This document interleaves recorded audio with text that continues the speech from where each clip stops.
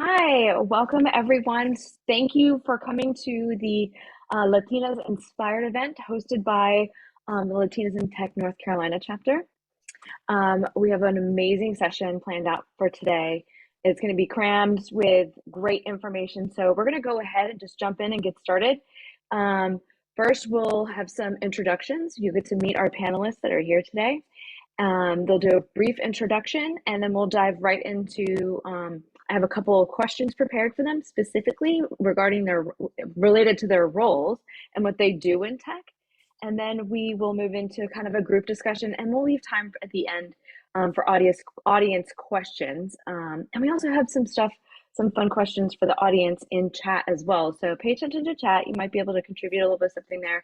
Also, feel free to post your questions in there. We have Angelica with us today who's monitoring chat, and she'll help us sift through those questions and get them to our panelists. So my name is DC White Knight. I am the chapter president for Latinas in Tech North Carolina. I'm absolutely honored to have the privilege to host this panel today with these amazing women. I work for a company called Red Hat. I'm a senior business operations manager, and I've been working in tech for more than 15 years. And I also am on the board of directors for NHCC, and I lead the Red Hat Unidos ERG. Very excited to be here today. Shabril, why don't you take a minute to introduce yourself?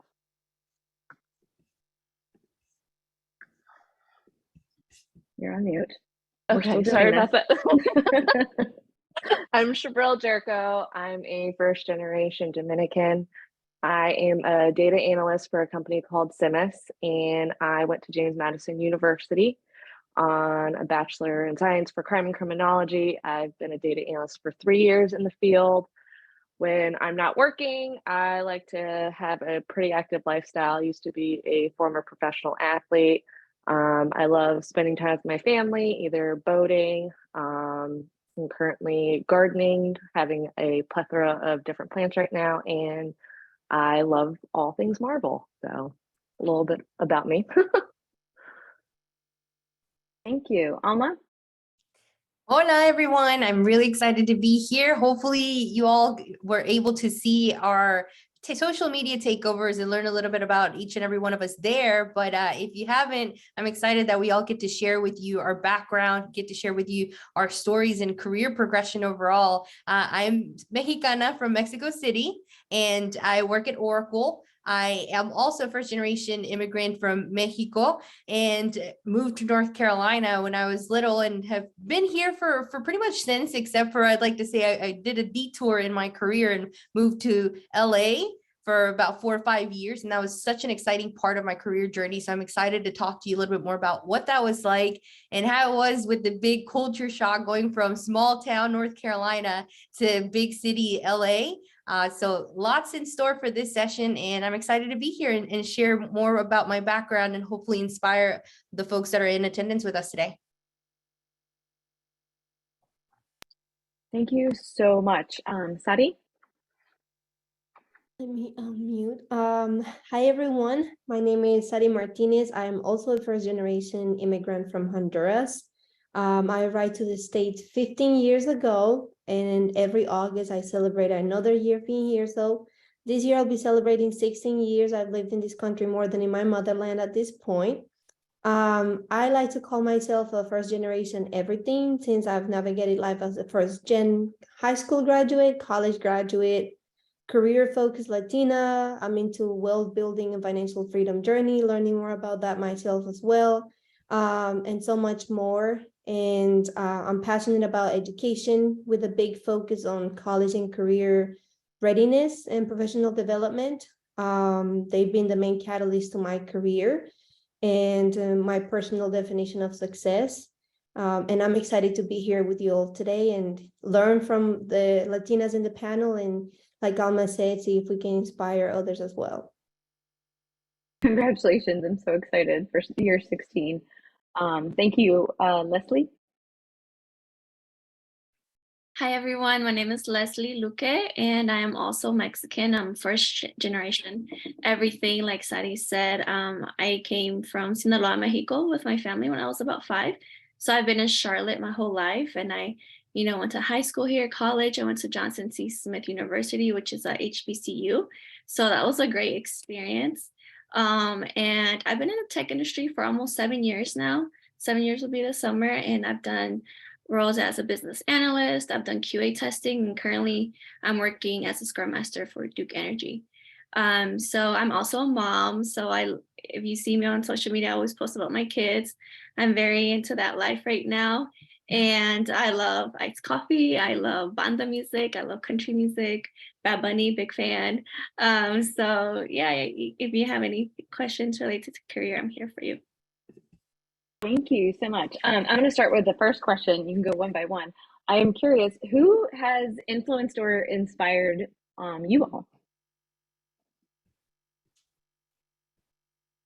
Definitely. Well, I see Shabril's coming off mute. Go ahead. So I am going to be a little cheesy here. So who's inspired me is actually my sister, who is Stacy White Knight. She has really pushed me, not only individually, but professionally as well, to really kind of get out of my comfort zone and really pursue things that I'm really passionate about, which is actually data analytics. So shout out to my sister for all of that. So that's who's influenced me in my world. She sounds amazing. I love that. I'll go next, Stacey. To me, I think it's not one person, it's my entire family.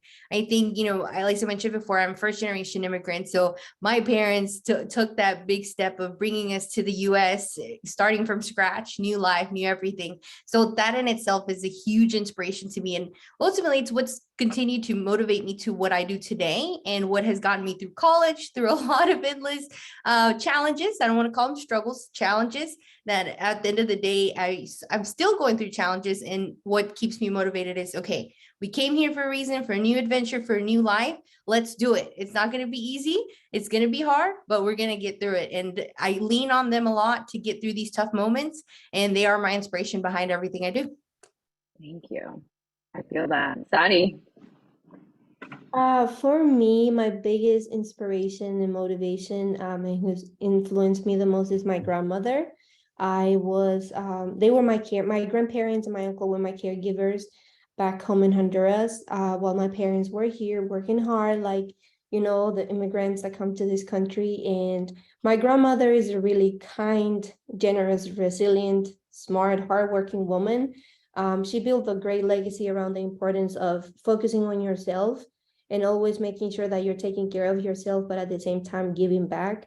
So that combination, I think, is at the core of what I do now. Like, I really seek to do my own, but at the same time, use her blueprint for everything that she did, because she's my biggest inspiration. Leslie?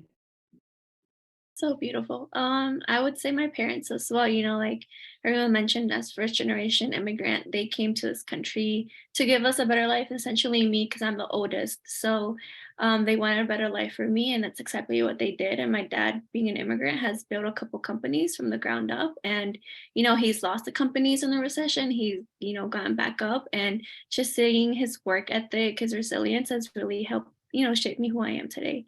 And just having their support this whole time has been amazing. Beautiful. Leslie, I have to show you this. My husband actually just walked in the door from Sinaloa, and he brought me this from Sinaloa. Oh, that's so beautiful. He brought me a couple of them, and he just set them down on the desk. It was funny that I was smiling because you were talking and sharing your story about coming here as he was bringing something from your hometown here. So thank you all. All right, let's go ahead and jump into some of our questions, and we'll start with Shabril. Specifically for you, how can businesses balance the need for data-driven decision-making with the importance of human intuition and experience? So one thing we have to keep in mind is that data informs these decisions but doesn't make them, and that's where that human intuition comes in. So businesses really need to invest in the right people to make those decisions, and there is a balance between the analytical skills and the business acumen with us. So when these companies really invest in the right people, they're investing in that culture that values that data and intuition equally. And this requires a business to encourage these people to share their insights and experience, but it needs to be done in a safe way. So, for example, if you think like a scientist, they have these intuitions and they use this data to validate sometimes their intuition or experience, but it's not always true. So businesses really need to learn from their successes and failures to keep this intuition and data in check. Thank you. Thank you for that. That's it's very insightful. Alma, I'm gonna move to you next. What motivated you to pursue a career in the tech industry, and what have been some of your biggest challenges? I know you're not a fan of that word, but what have been some of the challenges and successes that you've experienced in the field? Yeah, so that's a great question. So to me, being in the tech space wasn't like a one-worded answer or even a one-sentence answer. It's really a multitude of things. One of them, I've always been inspired by like the shiny things, right? And as we all know, technology is kind of what I'm describing as the shiny thing. It's up and up. It's constantly on the spotlight. Technology, you from anywhere from the fintech to in the medical industry to everywhere. Technology is all around us. So because of that, it's been that shiny thing that I was attracted to is, okay, what's going on with technology? One, and two, when I was at Carolina and Tar Heels out in the audience, go Tar Heels. And I went to one of our career fairs. I met a lot of companies. Oracle stuck out to me as being one of the companies that provided a class of program. So it kind of eased my transition from college to career. And that was one of the reasons why I was more attracted to specifically Oracle in the tech space, because of what they provided. Also, being a global company was very enticing to me, because I am, like I said, a first generation immigrant, but I also have DACA. And to me, that was very important to choose a company where I could have possibilities outside of the United States. And that was what was attracted to, or that's what I was attracted to at the time. And I'm still attracted to that because I've been able to grow my career at Oracle. I was started in pre-sales locally in Santa Monica, California. And then I went to a global team. Now I'm back into a regional North America team. And who knows, maybe I'll go to Latin America, Europe, but that's the beauty of being in a global company and the beauty of being in technology, where there's constant innovation and there's endless products that are going to continue to grow. And it's for the foreseeable future, right? I don't have even though I'm an Oracle, I'm not an Oracle. I don't have that shiny magic ball that's going to tell me what's happening in the tech space. But I'd like to think the technology industry is a very sustained industry that's going to continue being here for many, many years. So I think that's, in a nutshell, or more than a nutshell, what attracted me to being in the tech space. Yeah, and certainly being bilingual, bicultural really opens up a lot of doors to that global stage. Thank you so much. Sadi, I have my eye on you next. I love your community engagement work, so I want to ask you a question about that. How do you see community engagement and women's empowerment as important factors for building the next generation of leaders? Love the question. I think it's such an important and powerful dynamic. They go hand in hand, especially when we look at some of the specific initiatives and programs that can contribute to this. One of the best examples I would say is creating access and opportunity, which I think is the main goal of community engagement and outreach for young Latinas to explore careers in tech, but specifically not well known like UX, virtual reality. Gaming is an up and coming career that we don't see a lot of women in general, but definitely not a lot of Latino women in that area. And so even in the range of, I would say, software engineering, it's so broad and vast, and we just don't see a lot of representation. So I think it's how we can do this is by providing support through resources. And again, that's really broad in itself, but scholarships, trainings, mentorship opportunities, talent pipelines. That is extremely important and powerful. And we see some companies building this talent pipelines that are sustainable and that are a long-term commitment as well, so that we can honor people who want to be part of these programs, and we can give them longevity on how we can support them best. So it begins with young students. I believe that it really begins in the cradle, and then it goes to the career stages. And so supporting them through many avenues that I just mentioned. Latinas bring their professional skill set to the tech industry and our beautiful diverse backgrounds and the intersectionality of all of our identities. I think that's what makes us such a powerful powerhouse, I would say, when we join tech companies. And this is extremely important because it only adds values to companies that seek to have those diverse voices, which we know is really important in the decision-making process of any business. But in my opinion, is extremely crucial when you are working in community engagement and anything philanthropy, because it's required that you connect to individuals in community. So bottom line, I think community engagement is extremely important, and having Latino presence in that, because Latinos are community focused and we have that sense of trust.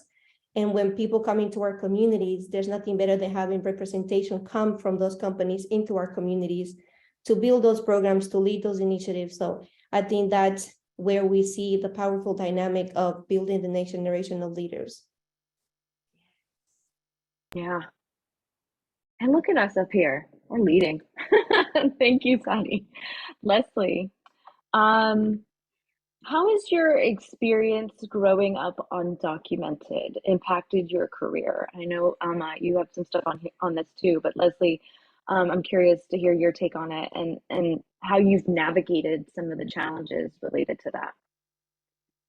So, growing up, my parents always told me, my status, informed me of it so I wouldn't be blindsided, I guess, by it.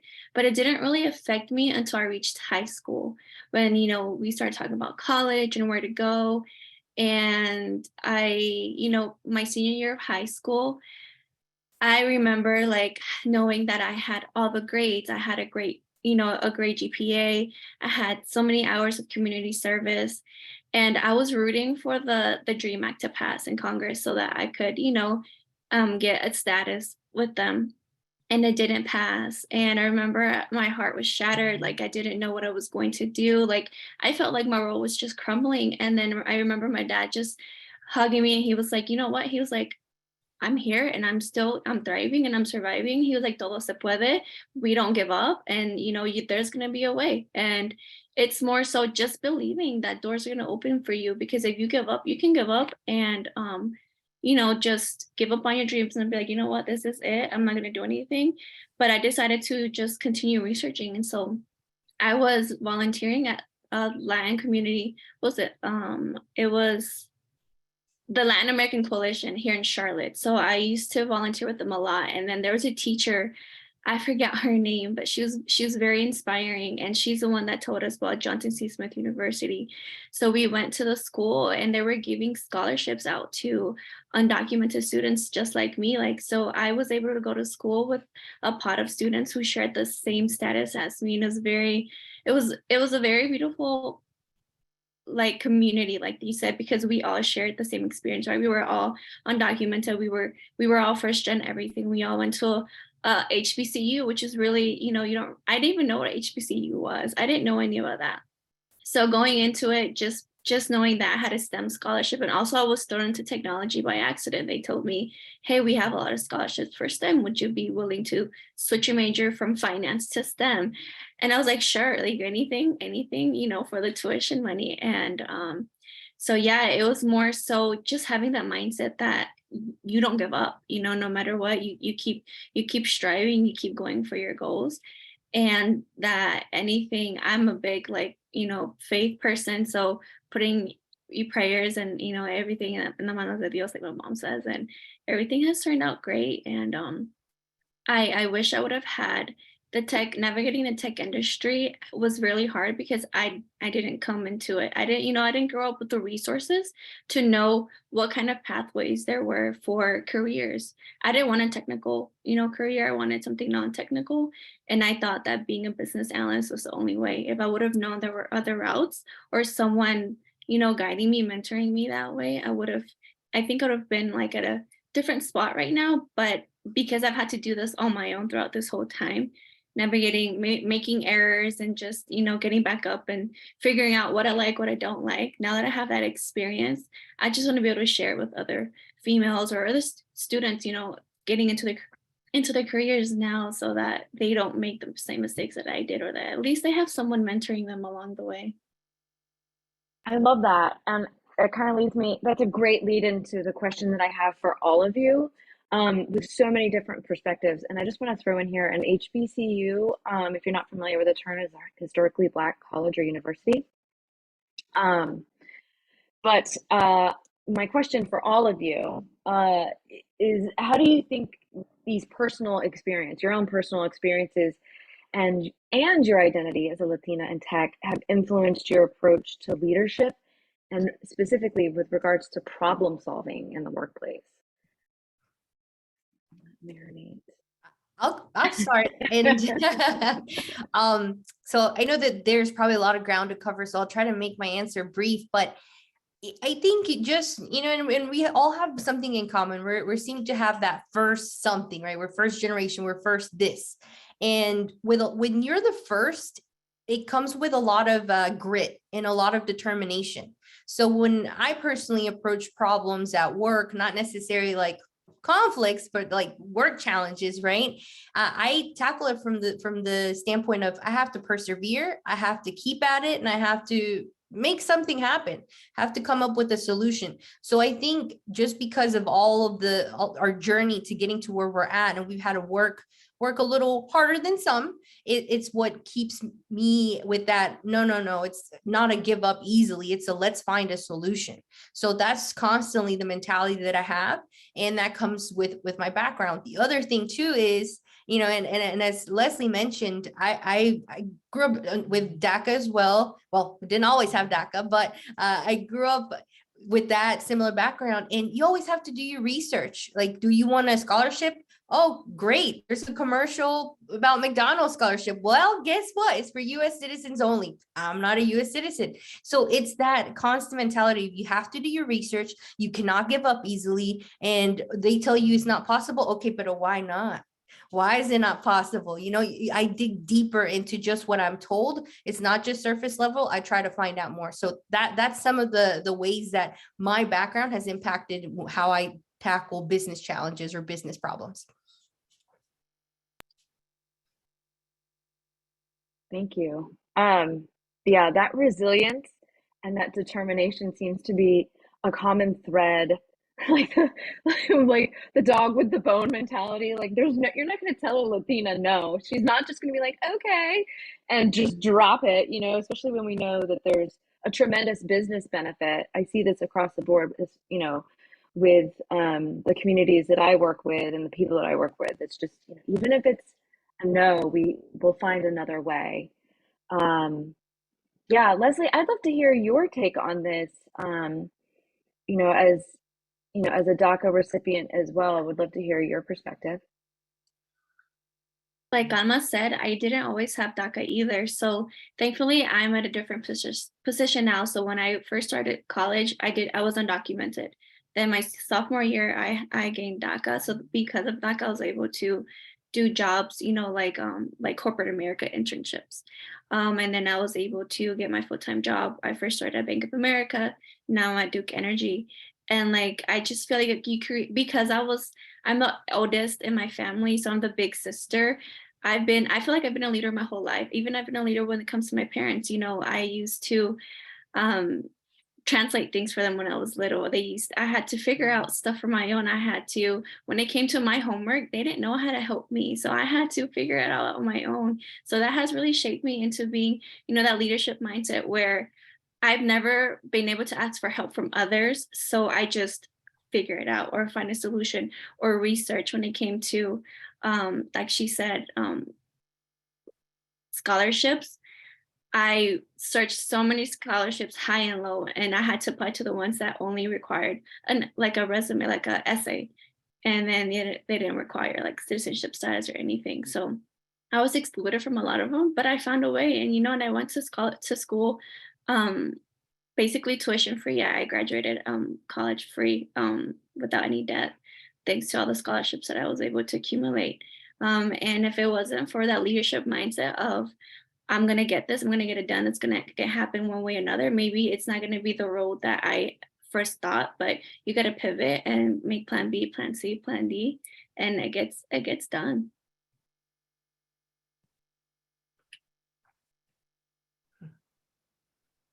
Jabril? So I'm going to jump in because I know Leslie actually touched up on it a little bit. We're feeling like you have to do everything yourself. I know for me, I still do that to this day. And one of the things I've kind of learned is that sometimes I need to ask for help, and I'm afraid to do that at times because it's kind of seen as that sign of weakness. And I've learned that I need to let go of that, because if I don't understand something, like with business in particular, if I don't understand something, or if I try it out for a bit and I'm still not getting it, I could potentially be hurting not only myself, but my team moving forward. And really learning to let go of being afraid to ask for help is something that I've started to learn in the workplace and trying to be a leader in everything. I mean, I think I certainly know I can raise my hand where we've seen this, not asking for help as a generational trait. Feel free to raise your hand in chat too. My mother being the biggest culprit of not asking for help, and it hurts the whole team. It hurts the whole system, and it's an unlearning process. And I want to speak personally here that having community like Latinas in Tech, participating in your ERGs, getting involved in communities where you can lean in and see what it looks like when people do ask for help and come in and support each other in a way that is safe and without judgment is eye-opening, and really unlocks a lot of potential, not only for like the individual, but for the team as well. So thank you for sharing that. There is a lot of unlearning here. It's sort of like a toxic trait that keeps getting passed down from generation to generation. It's hard. Yeah, it's hard. Stacey, if I may add on to what you just said, because there's something very, very key there, and that is the not asking for help. Well, that's one thing, but another thing too is not being afraid of saying, can you clarify what is it that you're asking me to do, right? When I first started at Oracle, it is weird because in my personal life, I'm not shy at all. But when I got to the professional world, I realized I became very shy. And one of the many reasons, like after doing like, self look into yourself or something like that, I'm blanking on self-awareness. Yes, when I was doing self-awareness, I was like, okay, I think there's a number of reasons that this is happening. One, I'm intimidated. Why am I intimidated? Because I'm like the only person of color in the room. More often than not, like meeting after meeting, no matter what leadership level it was, whether it was peers, you name it, I was either one of the few women, one of the few young women, or one of the few people of color. And that was intimidating. And there can be a culture of being bros and of fraternities. And I was in this and I was in that. And like, that wasn't my world. Like Leslie mentioned, I had to do a lot of things for the first time as the person that I am and with my background. And it was really hard to put myself on a spotlight and say, hey, I don't understand what the ask was, or hey, like I need help. But I had to push myself and really start asking those questions and not fearing that I was going to look silly or that it was going to make me look like, we should probably fire this girl or get rid of her. If anything, it actually, in a way, makes you look smarter because you're not just being like, okay, like I'll do it. No. Let's get more details and the better job that you'll be able to do. So I think it's very key there to get out of your shell and push yourself a little further to understand everything that people are asking of you, or as much detail as you can, so that you could do the best job that you can. Otherwise, you're not bringing your true self to work, and you're not going to bring your true talents to the challenge that's being ahead of at work for you. Yeah, given that it's a safe space to ask for that clarification, absolutely, that's a really great tactic that you mentioned there. So thank you for pointing that out. Sadi, I'd love to hear your take on how your personal experiences as a Latina has influenced your leadership and problem solving approaches. I agree with everyone that everyone just shared. Not asking for help was a big issue until I actually started working with my mentor, who knows me since I was a teen, through a college readiness program. And we went over the concept of building your dream team, and your dream team can be outside from work or within your workspace.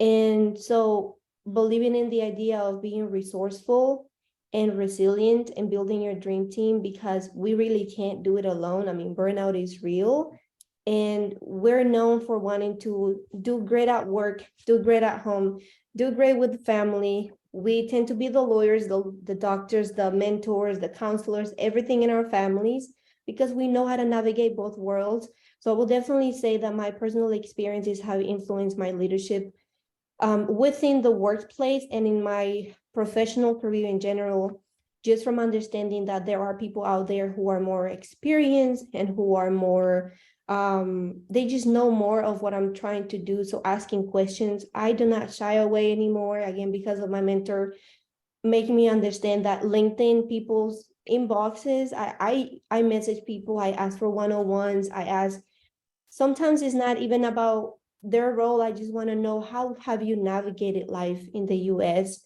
as a Latina woman in the role that you do, whether it's fintech, whether it's ad tech, or just outside of the tech space too. So definitely reaching out to people, learning how they do it, building your dream team with mentors and Latinas like you all that I can reach out to and ask questions for, as random as they may be. That is how I think my leadership has been influenced, and then I put that to practice at work through problem solving is key. I think it's one of our biggest skills. We find the problem, think about a few solutions that we can do, and then execute. So that's I think what my personal experiences have influenced my leadership. Thank you. Do you all have anything else that you might want to add at the end of this one? I have another question. Share what I say to my siblings all the time. Lucete.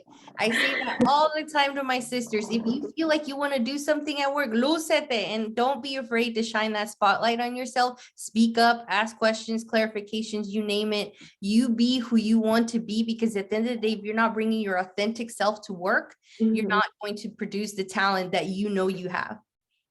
Thank you. You know, I want to also point out right here that you know, especially for people who are introverts, this is very difficult. It's not always an option if your environment isn't the safest to do so. And I see a lot of allies here, and this is the number one thing that we need from allies. The number one thing we need from our sponsors, our managers, is to step up and help us find that voice, give us the space to be that voice. And if we're not in the room, make sure you're advocating for us. Make sure that the work that we're doing is brought up when we can't be in that room. So yes, we are unlearning, we're learning new things about how to be authentic and speak up and be ourselves, because we bring so much, but it also requires help, even if we're not ready to ask for it, from our allies and advocates and our disruptors. So I just want to throw that in there. I'm always asked that question, how can I be a better ally? And that is a very actionable item that everyone can walk away with. And we have a question from one of the members of the audience. We're not quite at the last 15 minutes, but it's a great segue to this question, which is, what kind of advice would you give to young women or other underrepresented groups who are pursuing a career in the tech industry, especially if they are not in the tech industry now? Yeah, Stacey, I think a lot of us have said it in a number of different ways at this point, but don't be afraid to reach out, right? And I shared it with you the other day, but doing research with purpose, like look at your LinkedIn. If you don't have one, create a LinkedIn. That's a very powerful place or social media to go and look for people. If there's a company, a role that you're really interested in, go do your research and research with purpose. What do I mean by that? For example, I'm yes, I went to UNC Chapel Hill, but I'm also just like a huge fan of the university in general. And if I see someone that went to Carolina, I reach out to them. Hello, fellow Tar Heel.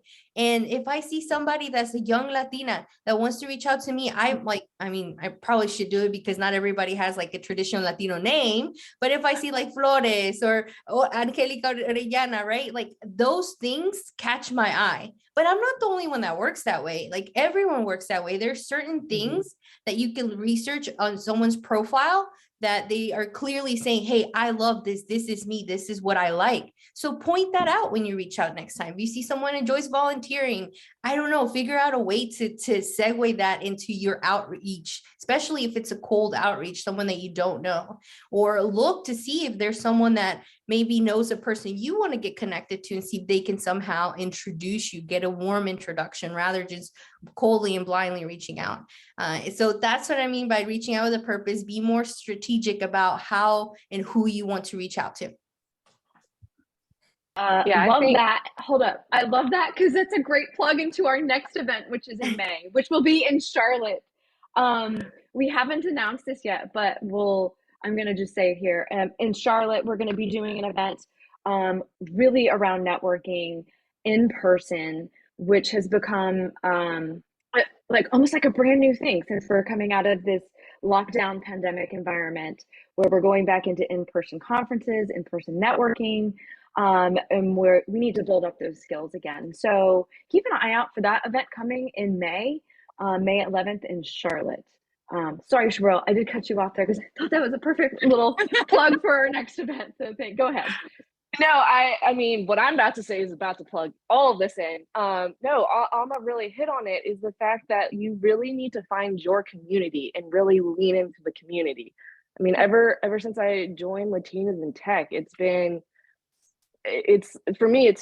I've felt like a safe space for me to really just open up and just be able to lean into others who have been in the same situation as me. I mean, I haven't been in the tech industry for that long, and it makes me nervous because I feel like I really don't have the background, but I want to keep growing. But I just feel like I don't always have the rapport behind it. So it's just really finding your community and leaning into them, not only for advice, but just like that connection. And I think that's just so important.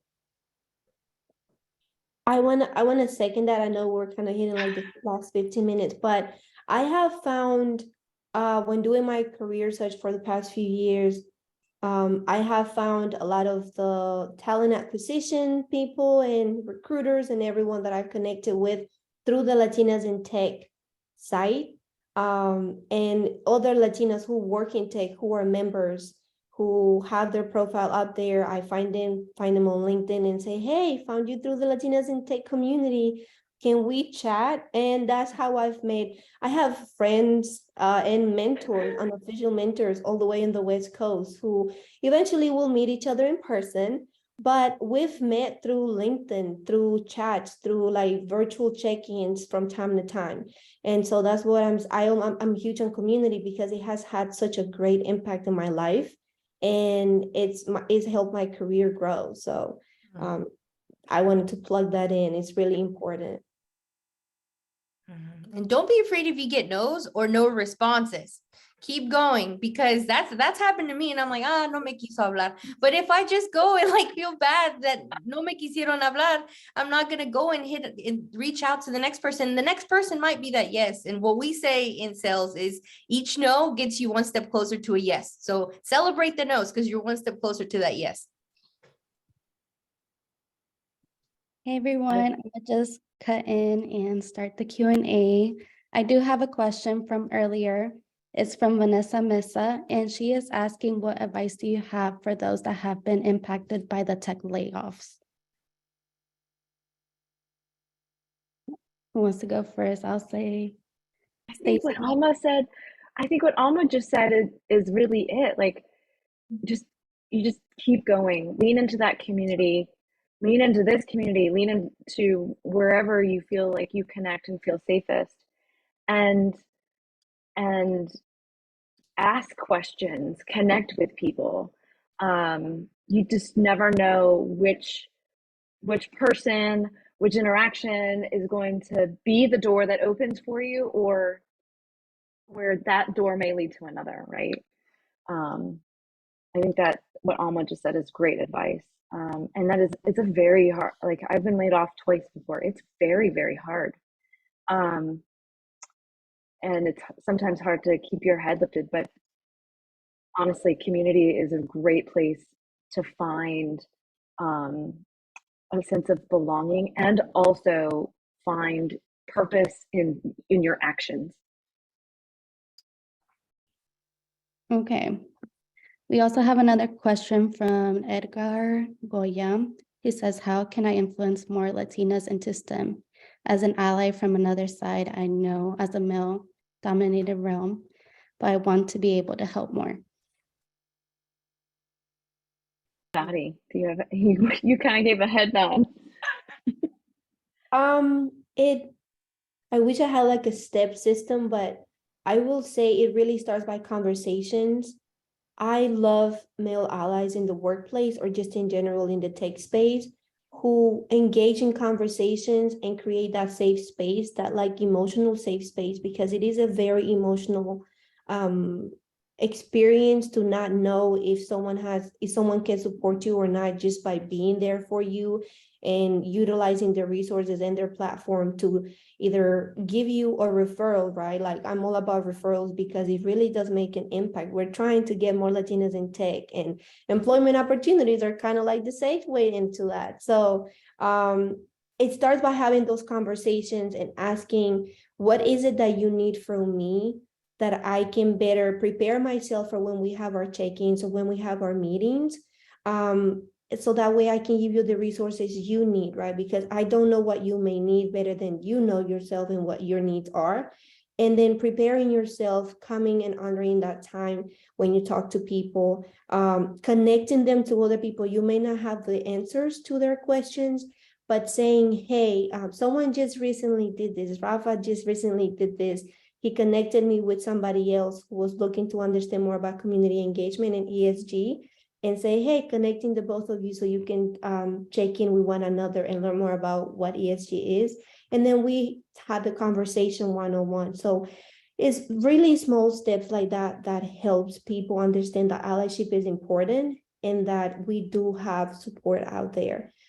So I always say, reach out. Don't wait for people to reach out to you. Sometimes it's just about, hey, I'm a male in tech.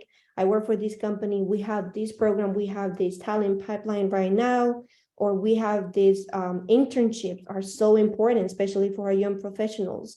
And just saying, can we chat? Do you want to chat and learn more about this? So that's how I would say you can be a great ally and support us. Love that. Those are very actionable things. I also wanted to add something that I do when I put together my teams. First of all, I want to give a shout out to our leaders on our team, Danny Castro and Rafa. There's so many other Latino allies that I have in my life that I am so grateful for, that have pushed me. Ron Pacheco, Dennis Camelo, Richard Rios, Brian Coca. I mean, the list goes on, and I would never have felt the confidence to step into being a leader without them advocating for me behind closed door, pushing me, helping me. You have no idea how far that goes, Edgar. I'm glad you're here, and that's a huge step. Listening is a really big step. But another actionable item, and something that I do on my teams when I look at all my entire team, I often working in tech, it's usually white men on my teams. And I will speak up and challenge the group and say, look around the room and what do you see? Are we going to innovate with just these perspectives here? And you might be able to, everyone comes from different backgrounds and everything. But you're probably going to innovate faster with different perspectives in the room. And I'm speaking not just Latinas, there's so many underrepresented groups, able-bodied people, just anything, neurodiversity. Think about that when you are, thank you, Ruby, Queen Disruptor. Think about that when you are putting your teams together, when Shabril said this, all of our panelists have said this today, when you are putting together your teams and you want to innovate and drive tech into a creative space, you need to have a lot of different perspectives in the room to move fast. So that was my that's just my little 2 cents on that. And something I'm passionate about. I just want to quickly add that even if you're male, like you can attend Latina tech events, even if the panels, the virtual, like even the in-person ones, you can attend. Like we love seeing males attend our sessions and help us and be an allies, because we need you guys. Like we need everyone to help support us. Yeah, like Stacy said, be the disruptor. Okay, I think there was a specific question for you, Leslie. Fernanda wants to know a little bit more about your day-to-day as a Scrum Master. Okay, so I have 2 teams under me. So I have a traditional agile team. So we work in 2-week sprints. So what that means is that every 2 weeks, we have items on the board that the developers are working on to complete. We have an end goal to complete like a product, right? So every week, every 2-week sprint we're getting a little bit closer. So every day my stand-up is at 8:30. So I lead the 8:30 stand-up session for 15 minutes. Sometimes it goes over to 30 if there's like additional items I need to, review with the teams, or there's any impediments that we need to discuss. And then also throughout the day, every day is different. So I'll be in random meetings for like maybe a couple hours related to me working with the product owner. Or we have sprint review sessions. I also lead the retros with the team, and that means that every time a sprint is done, we do like a what went well, what went wrong kind of session. What can we improve so that next time we don't have so many blockers, things like that. And then I have another team that I lead. So that one is a Kanban team. So it's also agile, but it's a little bit different because I don't do everyday stand-ups. So our stand-ups for those teams are twice a week actually. So that one is a little bit more flexible because we're not creating a product really. It's more so we have a lot of items on the board that need to be updated because we work within Salesforce. So within Salesforce, there's a lot of updates. So we just have, like, for example, we need to complete refreshes or things like that. I need to make sure that those are done on time. So yeah, it's a lot of meetings in the morning. Tuesdays and Thursdays are really heavy for me on meetings. And then it's just having to work with the team and making sure that they do it. So on top of that too, like my days are hectic because I have 2 toddlers. So I have to drop them off at daycare, I have to pick them up, and I have to make sure that they're also okay and that I feed myself as well, because sometimes you forget to feed yourself while you're working. So yeah, every day is different, and I really like what I do. That is. Leslie, someone asked, I mean, I can answer this as well. Someone asked to clarify what agile teams are, and it's related to project management practices. And there's really there's a couple different, but there's 2 main bodies of thought here and practice. And one is a waterfall method. So you're looking at one task leads to the next task and leads to the next task. Whereas agile is looking at more of a cyclical type of work pattern. So while you may be closing out one thing, you've already started working on the next. So, but you're not working in a line, you're working in like almost like a circle to get to the end of the line, where a more iterative process Yeah. to get to your product through your product development. It's I very think good for tech. you explained it really well. So another thing is that, for example, say you build a product for a team for, and it takes you 6 months to create that product. The developers are working for 6 months straight, and then they, demo the product to the team, and they're like, hey, this is what we created, and then they go back to, this is not really what we I know we asked this 6 months ago, but our minds changed, so we want to change this and have to go back again and do it. So what helps with Agile is that it's usually always 2 weeks. 2 weeks, it depends on the teams, but every 2 weeks, you have that demo, like this is what we created, is this what you want, this is what you liked, and so we go back. That way, at the end of the product is released, it's exactly what the team asked for, or more so the business stakeholders, what they asked for, and you're not wasting time, for 12 months creating that product where you get no feedback. And Agile, you get a lot of feedback, and you can go back and edit and just work on top.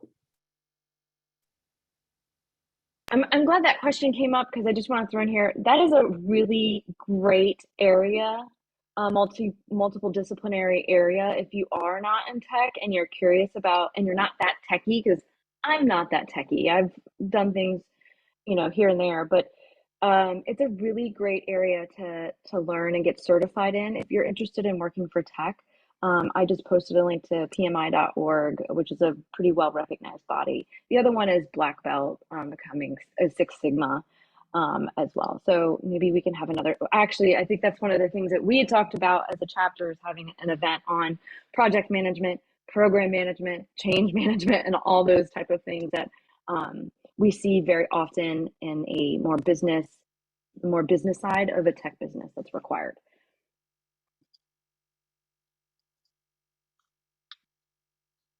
Okay, do we have enough time for one more question? Yeah, let's do one more. Okay. Actually, I'm gonna go ahead and ask for the moms out here, how do you guys balance work life and personal life, That's a big one. Y'all, I'm in my sweatpants because I'm going to coach my kids' soccer team after this, okay? I think for me, so I have a 19-month-old, so I have a little bitty one. I am very fortunate to be able to work from home. So I am afforded flexibility with that. But I would say on some days where there's not as much flexibility, I mean, it can be tough, but again, I lean into my husband a lot, because with his job as well, he does afford some flexibility. But you have your good days and bad days. That's what I would have to say.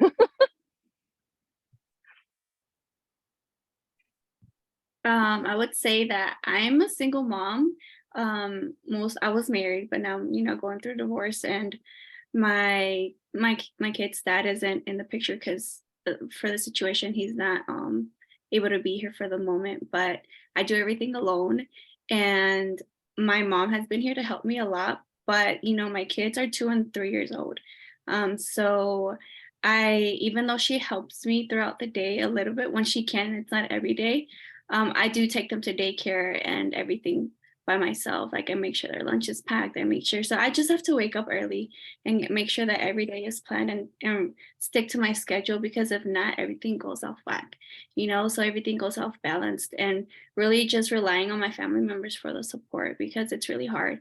And then, like Shabril said, I work remote too. So my company right now isn't requiring me to go into the office, but soon I will. So it's more so just trying to find what works best for me. My son is going to go to pre-K in August, so he'll be in school full time. And then, I have to figure out daycare for my daughter, because right now they're just in a 901 daycare. So I drop them off, pick them up. And because I have that flexibility with my job in the afternoons, my mom helps take care of them. So, and then when she's not here, I kind of have to multitask. I've had to multitask a lot where I'm on a call and I'm giving them the iPad, like take the iPad, like let me get on this call. Please don't talk or please don't scream. Or there've been times where they've gone on camera with my managers and my managers, they know that I'm trying to shuffle everything. So it's more so having a job or a company that lets you have the flexibility is awesome. Yeah, having that understanding from your job supervisor and that stuff is huge.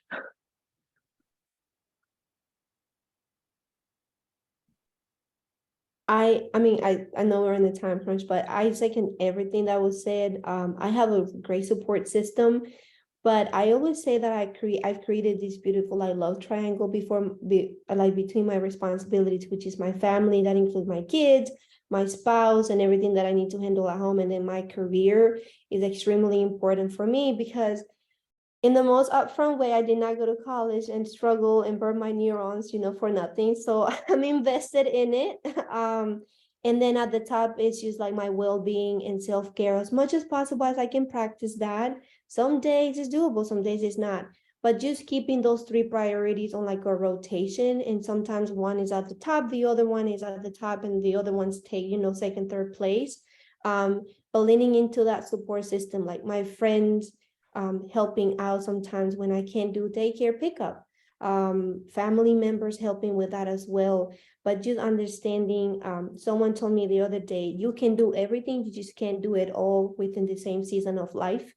And that is how I approach my personal life as a working mom, as a career focused Latina, trying to grow, but also trying to give back to my babies. Soon to be a mom again. So we're working on that process. So that's just kind of how we take it. There is a meme out there that says, sometimes I rock motherhood, sometimes motherhood rocks me. And so either way we're rocking. And that is very accurate as a working mom. Thank you so much. I'm inspired by all the work that you do in such different ways. You're contributing to tech. I can't wait to connect with more Latinas. I mean, we had so many here today, so many allies here today in North Carolina and beyond. So thank you all to all the attendees for being here today. We're a new chapter, we're growing, and we can't do that without your support. Please join the North Carolina chapter. We're going to be doing a road show, this year, next year, and in the future, getting to all different parts of the state. And we can't do that if we don't know that you're out there. So please join. We want to see you. We want to meet you. We want to support you. Thank you again, the panelists. You are brilliant and amazing, and your courage is so inspiring. Your resilience keeps us going every day. So thank you all. And with that, that will conclude our day. We went 4 minutes over. We had so much stuff here today, and thank you for the questions. So we'll see you next in Charlotte. Bye, everyone. Thank you. Have a good one. Thank you for coming.